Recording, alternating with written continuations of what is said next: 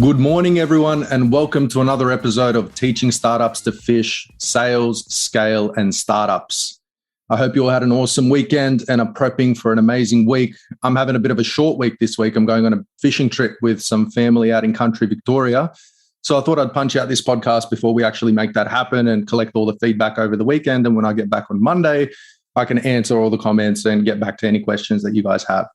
For this episode, I'm very excited to bring on John Dean, so that's JD from Sales Director Central. JD has a wealth of experience working with sales directors, coaching salespeople, and helping companies hit those massive revenue targets. So I'm really excited to have you on, JD. Welcome to the pod.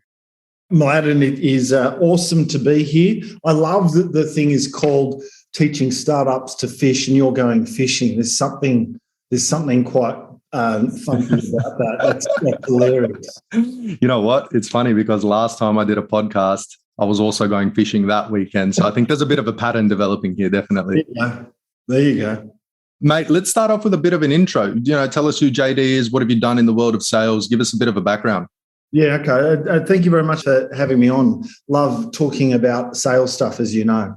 I spent 20 years in the IT industry, super lucky to have the career I had, sold a whole bunch of stuff, mostly accounting software. And I was talking to someone the other day about selling accounting software from low end of the market up to the higher end of the market. And once you do that for a little bit of time, it's kind of like having your own MBA. And I'm not trying to mitigate what an MBA is all about in any way, right? But what you will have done, you'll have sold to 20 to 30 different industries. You'll have had multiple C-level conversations with people in industries that you're not an expert in, and you've actually got to present and talk to them about things that are going to impact or create big differences in their organisation or in their industry. So did that for 20 years. 18 years ago, I decided that I was doing the same thing in most businesses. I was setting it. I spent as much time selling as actually setting structures and processes up. And so 18 years ago, I started doing consulting. So I get paid to speak and work with large corporate sales teams. And in the last 3 and a bit years, we founded a business called Sales Director Central. And the focus on that business is tech companies between $1 and $20 million that want to scale. We come in as sales director for a day a month, and we help run the sales function. We put a process in. One of the things that I discovered, along with my co-founder, when we started really going through this, is that most organisations, there's a variety of things, what we call the 6 pillars of peak performing teams. Organisations, if they don't have the 6 pillars, then they're not selling as effectively as they can. With the 6 pillars, we guarantee that you can double your return on investment. With the 6 pillars, you'll sell more straight out. That is amazing. And I mean, it's such a huge difference between 0 to 1 million, 1 to 10, and 10 to 20. So I'm a little bit curious to understand, what are some of the, focusing on the 0 to 1 million, what are some of the things that you just walk into an organization and you look at what they're doing and you're just like, oh, here are the quick wins that you guys can just implement immediately just to start bringing that revenue in? Because I do a lot of work with startups myself and coaching startups through the sales process and getting those first 5 or 10 customers in. So I'd be really, really keen to hear what you do. We typically work at the $1 million mark, but what I certainly from the 0 to 1 million and then the 1 to 10, most founders have gone and done a couple of really super cool things. They've gone and seen a gap in the marketplace. They've identified it. They've researched it.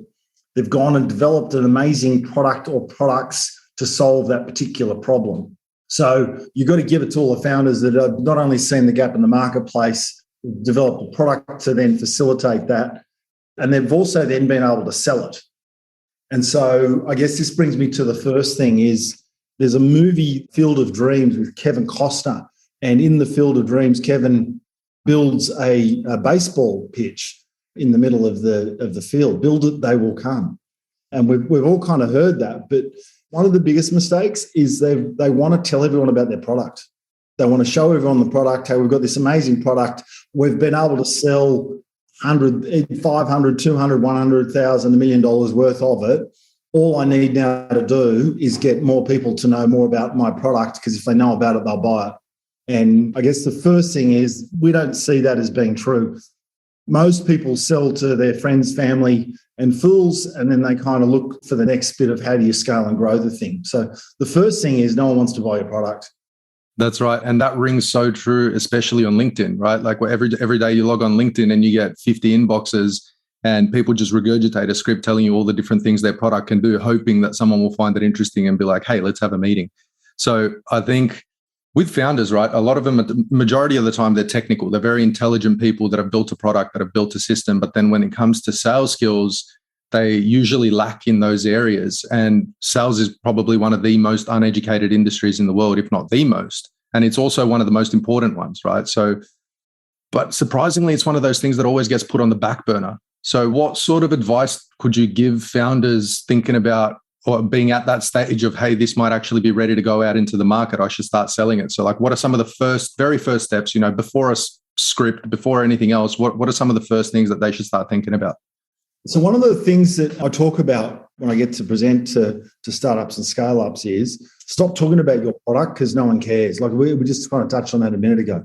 No one actually wants to buy your product. Doesn't matter what it is, doesn't matter how amazing it is. What they do want to do is solve a problem. So one of the things we mentor founders on is stop talking about your product, start talking about your passion, because your passion talks to the problem in the marketplace. It talks to the gap, and the problem in the gap in the marketplace is what your prospect is wanting to solve. So if you can talk more about the problem, the cause and the impact of that. For example, when we work with founders, invariably we work with founders that have hired and fired salespeople. And there's 3 reasons why people have hired and fired salespeople invariably in the companies we work with. The first is they've looked in the wrong place for the wrong thing and then they've managed them badly. Looked in the wrong place, any job board, because salespeople, all I need is to find as a salesperson because I've made this amazing product. So they go to any job board and look for sales. Because sales isn't their domain expertise, they just look for anyone who interviews well. And we talked about that just before the podcast. They interview well, but they can't sell. They go and tell everyone about it. So the answer is do as many demos as you possibly can. We did work with one organisation that did over 70 presentations in 1 year for no deals. It's a lot. It's a lot of meetings and conversations and follow-ups, and there's a lot of effort and energy in that. Sure, they developed a pipeline. So the second thing is they want to do demos to everyone. The third thing is that they're left to fail because sales isn't the domain expertise of the founder.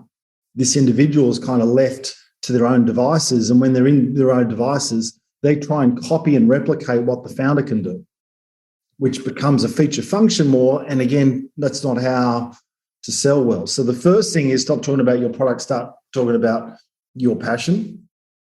The second thing is if you think about most corporates and most companies and the buying cycle, Hugh McFarlane wrote a book called The Leaky Funnel. In it, he identified the buying cycle. So if your client is really early in that cycle, how do you add value to that? What are some of the things that they can do or think about that are going to help where they're at in their cycle? They may not be buying yet. They may not even be evaluating, but they're in that process. How do you add value to what they're doing so that someone's going to look at you and say, hey, this is an organisation, you get us because you understand exactly what our problems are, right? So along with don't talk about your product, talk about your passion, 99% of websites from founders talk about, what are the 2 things that websites from founders talk about? Who are we? What do we do? The product that we've just created, because no one's, it's the best thing since sliced bread, and this is awards we've won, or this is whatever it is, right? And again, people don't want to buy your product. So if you can talk to the problem statements, hear the problems, and here's why you have that problem. You don't need to be an expert on my industry, but if you can solve my problem better than anyone else, I'm more likely to give you some more airtime. You're more likely to be a thought leader, and I'm more likely to get more traction because that's going to help this person sell it internally. Right? So, we've talked about this before, but in most corporates, the last mile is when you've been told by someone, hey, Mladen, we're going to go with you. You're in good shape. We're going to put you forward and recommend you. 20, 30 years ago, I used to think I'm in good, I used to go and tell the boss, hey, we're being recommended. It's going to come through this month, maybe next month in terms of procurement, but we're in good shape. At Optus, 80% of the business cases that were written internally got rejected because it didn't meet the internal rate of return, what they call the hurdle rate. So increasingly, when you're talking to these organizations, when you're talking about your product and your price, that's actually not going to get the thing internally sold. What is going to get the thing internally sold is writing a business case or understanding the internal metrics. So how is this person going to get the approvals to make sure this project gets the priority for the business on top of all the other things that are going on currently within that organization? And circling back, so I've got two questions there. So circling back at the beginning, when you were talking about people hiring salespeople once they've started a company, do you believe that founders are able to hire salespeople to get their first few sales through the door? Or do you believe that founders should be the ones selling to the first few clients and actually understanding the process before hiring account executives or salespeople? And two, bit of a different question, is on that business case topic, a lot of organizations, in my experience, sometimes are a little bit cagey about that process of allowing vendors in to help them with that business case. So what are some tips or how should people approach that situation of, hey, let me help you write that business case? Yeah, okay. Well, first thing is don't ask him, can we help you write the business case? But anyway, let me deal with the first one first. With regards to hiring a salesperson, there needs to be some reality. A lot of organizations run on a shoestring, right? They're fundamentally in paying the development of the product, they're paying to get the product to marketplace based on whatever resources they have immediate access to without going and getting an investor. We spend a lot of time talking to investors. And one of the things that we hear from investors is, I don't care that Fred, Mary, Tom, the founder, can sell it. That's not a scalable business, because I'm only limited by whatever the founder can actually get done. So yes, the founder does need to go and sell the thing themselves to make sure this is a sellable commodity, that there's a potential addressable market, all the other things that founders need to go and do. Once they've got that, they need to think very seriously about what are the skills, attributes, and talents from a salesperson that doesn't share my passion that's going to enable me to scale and grow. Because again, most founders will hire someone in sales. It's not their natural bent. So they just go and find someone who's sold for the last 20 years. And if I pay them 100 grand, 120 grand, whatever the number is, they should be able to go and do it. So yes, the founder needs to sell it. They need to be really then clear. And I get this is a hard thing. If you're a technical founder, this can be a hard thing. What are the attributes and skills of the salesperson? So let me give you a couple of examples. If you're hiring a salesperson, probably getting off the question, if you're hiring a salesperson and they've spent the last 4 opportunities spending 12 or 18 months in their roles and they're selling to enterprise, they probably haven't sold much, right? Because it takes you 3 to 6 months to get up to speed, takes you another 6 months to start developing your pipeline. If you leave them within the next 6 months, you really haven't had a large window of being effective in sales. And that's where you see a big drop off as well. Usually on resumes, you see about 1.5 years around there, maybe a little bit earlier. That's when salespeople start dropping off. The average tenure as a salesperson, do you know what it is? The average tenure of a salesperson? No. 15 months. Isn't that amazing? It's incredible. 15 months is the average tenure of a salesperson. You're not getting a return. I mean, a salesperson, we help organizations sell a complex product to an infrequent buyer, right? Complex product, typically SaaS-style organization, a SaaS-style product, and an infrequent buyer. Most infrequent buyers run a cost center: IT, finance, HR, legal, marketing. They're all cost centers within an organization. So they all measure performance based on how much money they can save. So just for people listening, what is an infrequent buyer? An infrequent buyer is someone who just doesn't buy often. It's not part of their day-to-day thing. Even procurement, we've helped a couple of organizations sell procurement to the procurement function. Even procurement teams, they're used to buying toilet paper and pens. They're not used to buying IT systems that run their entire business. So it's an individual who doesn't buy all the time, and so they're not used to all of the internal mechanisms to get approval to get the thing sold. So it's not all about the person selling. It's also about the people buying and working with them to actually get to the final close. In fact, you talked about what are the things you should do. The first is don't consider yourself a salesperson. Think if you're helping someone buy, then that's a complete paradigm shift. Because the question is then, what do you need? What do you need to get this project approved? which is a lot better way at coming at the business case question, right? Can I help you write a business case? I'm going to tell you in my 40 years of experience is going to get met with a no. Because two reasons. Either I don't really know what that process is, or I don't want to share it with you because that's kind of some of the internal metrics and mechanics that I don't want to share with you. How do you add value to that exercise is the real question. I was very lucky. I spoke to him last week. Of the top 10 salespeople I've met in my entire life, I've worked with 4 of them. I'm super lucky. This guy is absolutely one of the top reps that I've ever met in my entire life. He is very, very, very good at understanding, can you show me an old business case that you've got approved? Have you got approval for something either of this value or like this previously in the last 3 or 4 years, depending upon the tenure of the individual? So he was very good at starting to position. Another sales rep who was the number one sales guy worldwide for a product that's now bought by Workday. Hugh would say to people, they would sell to the finance functions. He would say to a head of finance or the finance person he was talking to, maybe not the head, we typically get to the final 2 or 3. So if you can just park that for 2 seconds, let's assume we get to the final 2 or 3. My biggest challenge is how do you get this thing approved internally? And so we then go in, can you show me an old business case you've got approved? Can you show me some of the processes or find someone who's going to help you navigate how to get this project approved? Because this then becomes, how do I help you get this project happening rather than how do I help you buy me? Yeah, it's completely different, right? Like in one situation, you're saying, I need to sell this thing. And in the other situation, you're like, okay, so how do I help you make that purchase decision and give you the most value?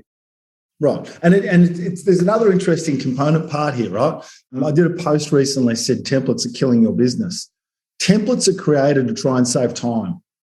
But what they do is they also create a whole bunch of lazy behavior. And what happens with templates is you cut and paste the bulk of the template. You then put a little bit about the company, a little bit about the price in the document. The challenge is the infrequent buyer can't use that document to get an internal sale. So the question is, and so I ask this question sometimes of groups, if someone asks you for a proposal, have you ever said to them, what do you need me to put in the document to get this approved? Everyone's probably looking at you with eyes wide open, like, what are you talking about? Right, because the only reason you write a proposal, let me tell you the answer rather than ask the question. The only reason you write a proposal is to get your stuff done, right? It's for them to assist them in getting an internal approval, get a buying decision. So if that is true, kill your template because it's just killing you. Start understanding what are the things that you need to do in terms of getting this approved. Think about your proposal if from a business case. Can your client rubber stamp the document you've sent them and then just send it down the line to get approval? Because the answer is no, then we're not spending enough time understanding how to help them get that internal sale or what we call last mile. And going a little bit tactical here, right? Like we're talking about, templates, and I'm thinking about sales processes now. And what a lot of people will have is, lead comes in and then they have that first meeting, they present their product, and then, they get stuck in that endless follow-up loop. Hey, what's the next steps? I'm just checking in. So if you're not using templates, can you give us a little bit of an overview of what a sales process should look like? Obviously every company is going to be different, but a bit of, a broad brushstroke on what you should do in the first meeting. And then, following on from that, how do you accelerate the deal and keep pushing it along? An interesting couple of talk points from that question. I did some work with a company 5 or 6 years ago, and they had in the deal reviews that they were doing, these guys sell a complex product to an infrequent buyer. They sell to large corporates in kind of the document management space. And they had this slide in their deal review pieces, which said there's 7 buying cycles and 7 stages in the sales cycle. And invariably, they'd say the customer's at stage 2, defining requirements. We're at stage 4, about to make a proposal. I'm like, how can that be out of alignment, right? So if you take that and then escalate it, scale it, your CRM should be not stages in what you've done, but stages in where the customer is at. Mm-hmm. So if you change, I've got a client last week, we've restructured their entire CRM to reflect quantifiable outcomes that the customer has agreed. And they now are the stages of where the customer is up to in their buying cycle. The biggest challenge in forecasting, we see this all the time. The biggest challenge in forecasting is we forecast when the sale's going to be made. The customer buys when they're ready, right? So that the gap is our lack of knowledge in terms of all the processes that they need to do to make a buying decision. And I'll come back. There's a comment I just got reminded of when writing proposals. There's a colleague of mine that says, when he talks about proposals, let me document my incompetency and send it to you. I love that. Let me document my incompetency because I don't need to know too much, right? Think about what you really know about a customer. I've done this with a number of organizations. In your next sales meeting, if there's not just yourself in the sales team, in your next sales meeting, ask someone to talk about the customer for as long as they can. They can't talk about anything they've quoted, any current proposal or any project they're involved with. Right? What we see is too many salespeople know what and how much. Right? They know all the stuff that they've written in the document. What they don't know is who's going to buy, when are they going to buy, and why are they going to buy. And that's the shift. So that's more of it's going from a sales focused, what and how much, to a buying focused, when, who, and why. What you just said there reminded me, like, I dare to have that meeting and talk about the customer. And that reminded me of when you told me the other day about your book coming out. I dare you. So tell me a little bit about that and what sparked that idea and, what's the whole concept behind the book? It's actually a post I'm contemplating currently. I think I'll do it in the next couple of weeks. Far too many people spend far too long, certainly in discovery calls, talking about themselves. This is our product, this is our capability. I got asked the other day by a guy who's got some amazing product that he's just created. And he says, what do I do when the customer says, can you show me the software? And it came up with two questions. One is, what's the only thing we measure in sales? 99% of people are going to say revenue. And the answer is not revenue. The answer is time. Time. Explain that a little bit. You spend more time in front of people that have to buy, you'll make your sales target. If you spend more time in people who like your stuff, like your product, but don't buy, you won't make your number. So if time is the thing we're measuring, not revenue, because I can sell $10 million if you give me 10 years to do it. If you want me to do $10 million this year, that's a different paradigm. If I've now got $10 million to sell in this next 12 months, I can only talk to organizations. Let's say it's $500,000. I can only talk to 20 to 30 organizations that have to make a buying decision. How do you know they've got to make a buying decision? Well, by understanding more of the criteria of how they're going to buy a critical event, burning platform, business risk, business issues, all those things. So in the demo, when the guy says, someone says, can I have a look at your software?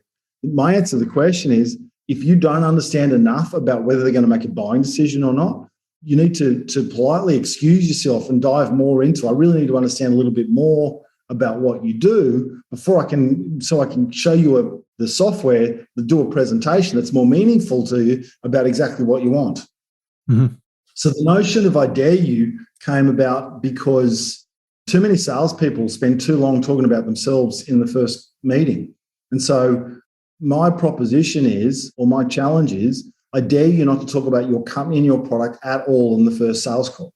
And it's interesting how you have to highlight that. And what fascinates me is the word discovery is in the discovery call, right? So you should be discovering more about the customer, but a lot of people aren't doing that. And I don't know what it comes down to. I think, a lot of people that get tasked with a discovery call in your standard predictable revenue model, they're usually junior, right? You get your BDRs or your SDRs to go in, and it takes a high level of business acumen to actually have those conversations with customers. But one thing I wanted to ask was, during that discovery stage, what are some of the ways that people can have those meaningful conversations and build rapport with the customer and really get them to think differently about the issues that they're facing? Right. Yeah, I love this question. We believe that you can differentiate yourself based on the questions you ask, not based on your product. So if you think about your sales process, how do you make your sales process so unique and so beneficial to the customer that they want to engage you, that after 2 or 3 meetings, the answer is whatever you're doing, that's what I want to do because you've helped me. So one of the ideas or concepts we have around that is, if you can change the way I think about my problem as a prospect, not about your product, not about how you solve it, not about the things, not about your case studies, not about all. If you can change the way I think about my problem, If you can do that 2 or 3 times in a meeting. So one of the things that we have is called insightful questions. And so in a discovery meeting, one of the KPIs for people we work with is I want a customer to say, that's a good question, I haven't thought about it. If you can do that 2 or 3 times in a discovery call, you've changed the way they think about their problem, and you're going to be the leader for that moment with them.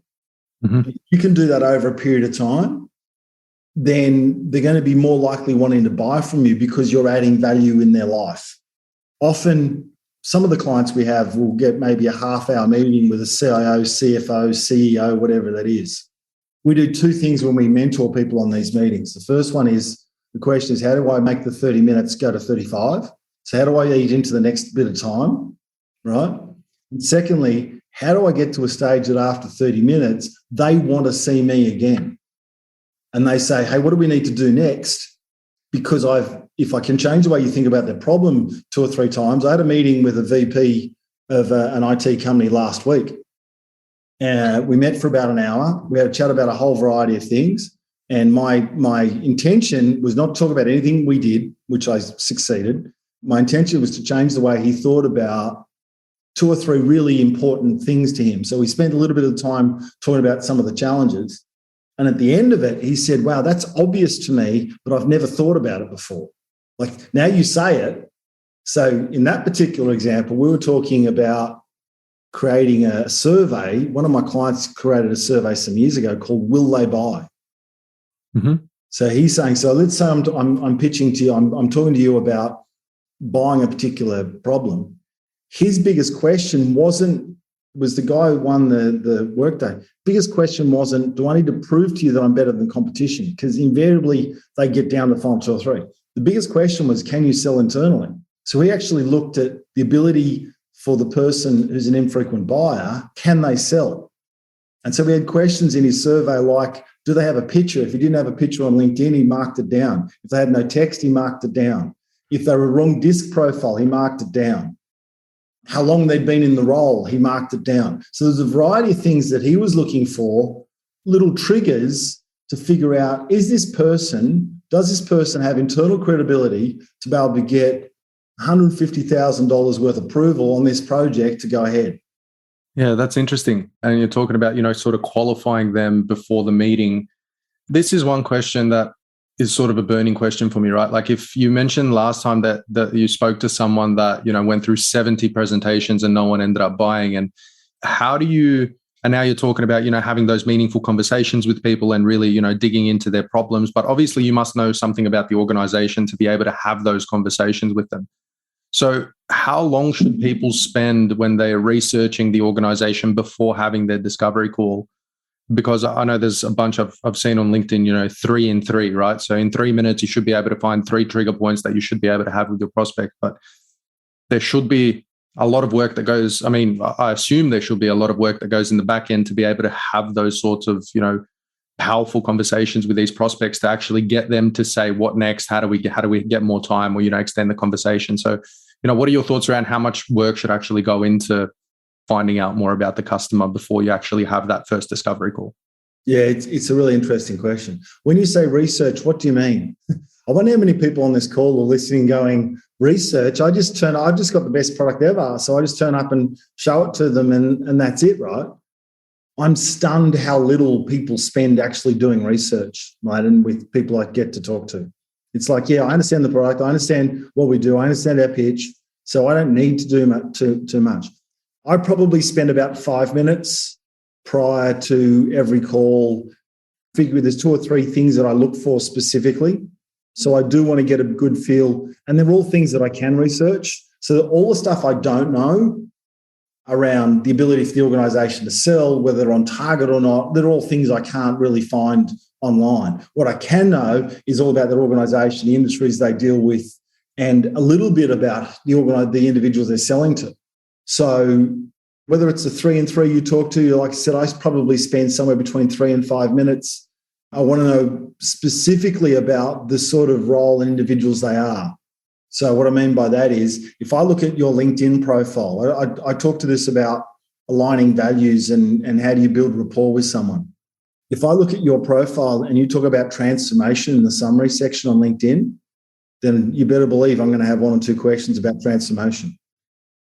People talk about the things you want them to talk to, invariably. Mm-hmm. So what are the things that they're proud of in the thing? What are the things the recommendations talk to?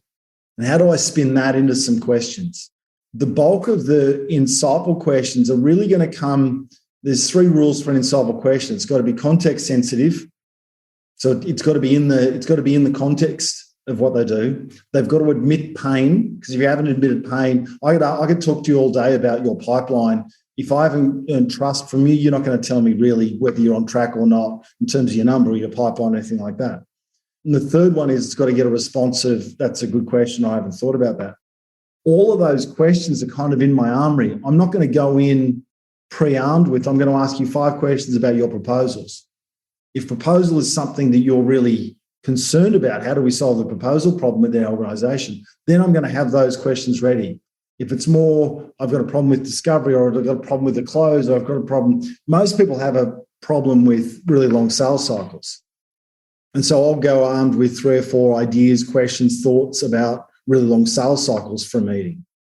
And that's interesting, because it just by you explaining what sort of things you look for, in my opinion, that really just sets you up for success. Whereas some other sales reps and BDRs, when they go in, they ask a lot of, those base situational questions. So tell me about your job. How many people do you have working for you? It's like, you should have already found all of this out by the time you got on that call. And it's crazy. I mean, I've even been in discovery calls with people trying to sell me their software, and they just start asking me bare basic questions. I even had someone asking, so what does your company sell? You had at least like 3 days before we booked in this meeting to check that out. So is there any way that you can advise people? What are the fundamental things they should know before going into a sales call? If you're going to take my dare on and not talk about your product, the challenge with talking about product, let me tell you about a little bit about why I did it. It becomes a crutch. Your product is a crutch in a sales call, right? When there's that blank time in a meeting, it's that stuff that you fill all the blank time in with, because you've done it 50 times, you understand the banter, and you've gone through that process. What most people do is they use that to build rapport with a customer, and then kind of use that as a mechanism to understand whether they've got a need or not. So when I go into a meeting, I want to know around the sales team, I want to know if they've hired and fired. So I want to know some of the pain points that I'm going to call up and get some sort of an idea of what they've done to solve some of the pain points in their business. If I'm talking to a founder of a startup, I'm going to try and find out, again, on LinkedIn, there's a whole bunch of information. Have they got funding or not? That's a really big driver. Most people have got funding to either do development or increase the revenue. So I'm going to try and figure out on using something like Crunchbase. Well, that's it. So I'm going to try and go in to a certain degree armed with where I think the conversation is going to go, and then mental map the meeting out for where I think it's going to have. That meeting that I had last week with the VP of an IT company, I really had no idea where that conversation was going to go. We just got to a point where we started talking about that buyer's journey, the last mile, sales cycles being really long, which is a really common thing. What are the 2 biggest problems most founders are going to have? Getting pipeline and closing out deals. So, okay, here are some ideas around how I can solve both of those things. I'm going to be ready for that depending upon what he comes back and says. How did I finish the meeting? My objective was for him to say, hey, let's get some more time and go a little deeper on some of these things. He left the meeting saying, let's go and let's catch up next week, or, let's catch up soon. I think he said next week, and have a lunch and talk some more about this. So again, how do I add value at the different stages of the cycles? Yeah, and you mentioned a really interesting thing at the beginning. You said when you're building rapport with a person, right? So how do you build rapport? Like, is this one of those things that, you just have to be born a charismatic salesperson, or is there, do's and don'ts? Do you notice a fishing poster in the background and start talking to me about fishing? Or, what are some ways to build rapport with people? There's a guy called John DeMartini I've done a little bit of work with. And John DeMartini talks about values, but not honor, trust, integrity. Values around, and he's got a questionnaire you get to fill in. So my highest value is work, my second value is family, and my third value is sport. You would possibly see some of that from my LinkedIn profile, some of the coaching I've done. the thing that I'm proudest of written. So you look towards the profile and the information that's in it or not in it. I would do some research on the organisation. I remember meeting a guy maybe 15 years ago, and I said, maybe 5 minutes into the conversation, we talked a little bit about family and weekend, and I said, hey, as exciting is the takeover a good thing for you or not? He said, what do you mean? So I went to Google News, typed in the name, and just popped up that in the US they'd just been taken over, and he actually didn't have that bit of information. So building rapport typically is done with, in DeMartini terms, if you can understand what someone's values are and align with them. If you think about all your friends have a similar set of values. If I met someone and they hated the sport that I follow, or they weren't a family person, then that kind of eats into two of my really high values. So I'm more likely not to align with them quite quickly. If you can understand and drive someone's values. So I met this, the VP I've talked about a couple of times. I rang two people before I met him and just found out, hey, what's he like? How does he process information? Is he a get to the point person? Does he like to, how does he communicate? So I can better figure out the things that I'm going to go through and do. Yeah, and that's a lot deeper than that, surface level. Oh, you went to University of Technology, Sydney. Me too. We graduated in this year, and trying to build rapport with people on crap they really don't care about. That's just listed on their LinkedIn. And when so you mentioned you called someone to figure out how they operate, what they talk about, how they process information. Do you analyze DISC profiles as well when it comes to their LinkedIn? I know I use a plugin called Crystal Knows, and then that instantly analyzes the profile and it gives me recommendations on how to speak to them. Do you use something like that? And if you do, how important do you think that is? I think that's a great tool. I've seen it used very effectively. I've seen it in a lot of businesses that don't use it as well, which is quite interesting. I think understanding, if you're talking to a buyer and let's say finance, right? A lot of finance people are into detail. Some aren't, but a lot of finance are into detail, which is kind of part of their role. So if you knew someone was into detail or not, you'd either give them a high-level pitch or you give them a detail conversation around the sort of stuff they want. I remember years ago talking to someone massively into detail, and I'm more at high level. So my natural is at high level than the detail piece. He asked me 3 questions about some report writing capability. I said, let me send you the manuals. So you've got every answer. There was 3 large A4, arch lever files of this thing. And I'd sent all those things to him, and he couldn't ask me any more report writing questions. So understanding how someone processes information, understanding what they do, I think it's vitally important.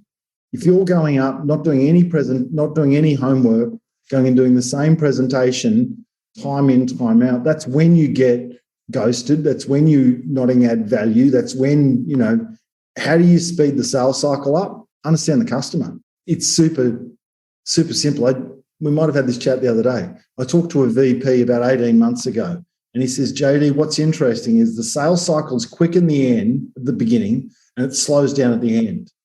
I thought about that. We then had another conversation a couple of weeks later. It's quick in the beginning because it's all about us. It's our discovery, our demo, our presentation, our proposal. It's quick in the beginning because we're making it quick. It doesn't slow down at the end. It was always slow. I remember talking to a guy maybe 6 years ago selling diversity and inclusion software. And he said, Qantas took 2.5 years to buy. How do I speed that up? It's an interesting question, right? Qantas took 2.5 years to buy. So don't forecast it for 2 years. You're forecasting something that's just not going to get internally approved, right? Because someone likes your product and likes the price doesn't mean they're going to buy. Of course. Too many pipelines out there in startup land are full of organizations who like us, but they don't need us. I sometimes talk about intensive care. You need to talk to someone who's got a massive problem that you can solve, not someone who likes your stuff.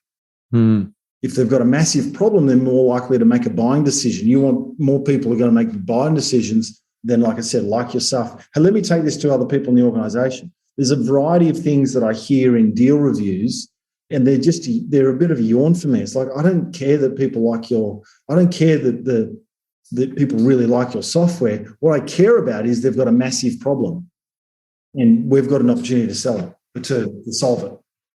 And when I mean, organizations could be huge beasts with, thousands of employees, and the organization itself could be facing a problem, but you may not be speaking to the person who's physically feeling the problem. So how do you identify very quickly whether the person that you're speaking to is the one that's going to be, your champion that's willing to drive the deal forward, or if they're just one of those people that are, a supporter and say, hey, I love the product, but they're probably the more dangerous ones where you sit there wasting a bunch of time and they actually don't have the authority to move anything forward. So how do you actually weed out one from the other, or how do you know who to reach out to?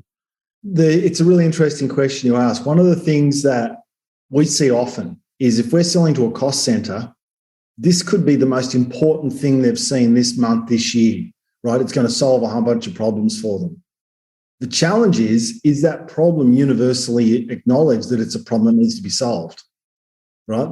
So part A is, this is probably an important, for everyone you've done a proposal for, someone said to you, and I'll get to asking for proposals in a second. Someone said to you, can you send me a proposal? And you've said, sure, and you've put your details down, you sent it across. Have you ever said to someone, I know I've asked you this before, thank you for asking me for a proposal. What exactly do you need in it in order to get this across the line? Have you actually asked someone, what does that process look like? The bulk of people that we have a conversation with that are an infrequent buyer, they invariably don't know all the internal mechanics to sell the thing. So the question is, how do we either align them with someone? Like I said, have you bought something like this before? Do you know someone who might mentor you on what that process looks like? So how do you add value or get them thinking about getting the project put through the business? Sometimes with some clients, I talk about solar panels. We went and had a look at solar panels 12 years ago and we did a reno. And the solar panels at the time were going to cost $20,000. It's really different today. But they were going to cost something like about $20,000. And at the time, we were just cutting checks all the time for more and more things. So our bank account was going down super quick, and we just had to make a decision around whether it was worthwhile to go with the panels or not. We decided not to do it because we just kind of ran out of money, like most renos do. Fast forward 6 months, and the decision was kind of still no. But while money was going out of our account, it was easier to validate or justify whether we spent the money or not, right? Other than the resources. So go and find a massive project that supports what you do and see if you can tag on to someone's existing budget. Does that make sense? So of course. This might look like the digital transformation. Go and find out, let's find an existing project. If we can put our trailer on the back of that existing project, then maybe it's just an approval process, not a budget and approval process. And then if you've already got that project there, you'll be able to weed out who the right people are, whether they're working on the project, and how to actually get in front of them. So the question is, how do I get the trailer attached to it? If I can attach to a bigger project, then a lot of my internal approvals should be sorted. I spoke to a client recently that sells to the marketing function, and they asked me to do a win review for them. So I rang this particular buyer up and I said, how many people did it take to get the internal approvals for this deal? So the customer tells me there's 4 signatures on it. So there's 4 signatures on the documentation they got. There was 30 people that needed to sign off that it wasn't part of digital transformation. There was 26 more people that then needed to approve that the business case got approved. There's 40-odd people involved in the buying process, and we were talking to 1, if not 2 people into this business, and there's 4 signatures. Right? The thing that shocks most people is there's so many people involved in getting a deal across the line. And it's dramatically changed. 20 years ago, when I was running an IT company, I had a $50,000 sign-off. Now that same organisation's been bought and sold and bought. There's like 5 more people to get sign-offs for that same delegation of authority. It's mental. Buying is so much, Mladen, I'm going to give away my age a little bit here. I remember someone in my first ever demo saying, should I buy a 20 megabyte hard drive or a 40 megabyte hard drive? And I said to them, never fill up 20 megabytes, ever. So if you go back 30 or 40 years, salespeople were the educators. If you wanted to learn about a product, you get a whole bunch of salespeople to come and talk to you, because we didn't have the information that's available on the internet. Now all that information is available on the internet, right? There's all sorts of stats. 57 to 69% of the buying cycle happens before someone reaches out to you. Mm-hmm. So if that's true, how do you add value to a deal? Because if it's in the first 50%, you've missed the point. All you're doing is validating what they already know. Right? That's the right. last mile, how do you add value to that piece? Mm. So I guess the message I'd like to give to your audience is understand the customer, understand how to add value to them, really add value to them, and you'll get a lot stickier. You won't get ghosted nearly as much. There's 3 reasons why people ghost you, right? One of the main ones is they're embarrassed to tell you that they don't know the answer. I read somewhere the other day, it's if you can clearly highlight the pain and identify the pain for an organization, your champion will come running. They will present themselves to you. You don't need to hunt them down, which was really interesting. But look, I'm conscious of time. I'd really love to dive into this one last question that I have for you. I want to get your thoughts on how do you see the world of sales evolving? I mean, at the moment, a lot of companies are still following that predictable revenue model of, first get your SDRs, then your AEs, then that moves into customer success. And, you got that whole cycle. Marketing is providing that air support for the salespeople. But I'd love to hear your thoughts. And just before I get your thoughts, I want to highlight that we did have conversations around those tools like Crystal Knows and content management systems and everything else. So do you see any automation coming in, or how do you see the entire world of sales in the next 5, 10, 20 years? It's a really interesting question. As I said, it prompted me to ring a couple of people when I saw that this is something you're interested in talking to. There's no doubt that the incomes of salespeople are going up every year, right? I heard some mad numbers the other day. Someone had just got employed. In my mind, it was a $150,000 person on a $200K package. And when I say that, there's layers of value. In fact, one of the posts that I was going to do, I alluded to before, is the amount of time discovery that you talk about the customer and you drill into the customer is commensurate with how much income you earn. So if you talk about yourself the whole time, you're probably down the low end of the scale. If you talk about the customer, critical event, access to funds, and those types of things in discovery, you're in higher end of the scale. I think that what's coming, 20 years ago, there was some inside sales teams, but there's a proliferation of SDRs and inside sales teams. And there's some amazing work being done on how to get multi-channel touch within your organization, how to get in front of people using a whole variety of different mechanisms. With the price of salespeople going up, the average tenure is 15 months. I spoke to a VP, chief of staff from a company maybe 2 years ago. He said 30% of their sales team, over 200 sellers, 30% of their sales team are on target. They made their forecast, but 30% of their sales team are on target. There's no doubt that there's going to be a whole bunch of automation happen to the simpler tasks, the simple sales. That's coming, right? We've already seen things like Amazon. There's Amazon for B2B now. Some of the simpler things are going to be completely automated using AI tools and predictive things and a whole variety of capabilities that are amazing out in the marketplace right now. What's going to happen is there's going to be, I think, more automation, and salespeople are going to have to be adding value, and they're going to be more constrained into the more complex opportunities where you need to have the conversations with customers. But we're more likely to be mapping the last quadrant, the last 25% of a deal. So we're going to get better at understanding that last 25% of an opportunity rather than what we have been doing, which is getting really clear on what's the features and functions and capability and the price. I think that's going to dramatically change. There's a really interesting movement currently with some of the marketing automation tools about whether they're being effective or not. It's like, is PowerPoint effective? PowerPoint is a really effective tool if you use it properly. If you abuse it and make it a crutch and put everything on a slide and bore your customer to death, then no, it's not a great tool. I think automation tools are going to, drive. So one of my businesses that we run is the sales development function. I reckon I get somewhere between 5 and 10 invites a week to someone saying, hey, we can improve your lead gen. I obviously haven't done any research to know that I'm shareholder in a business that does that. So I think there's automation, but there's automation in a clever sense to understand some of that simpler tasks to be taken away.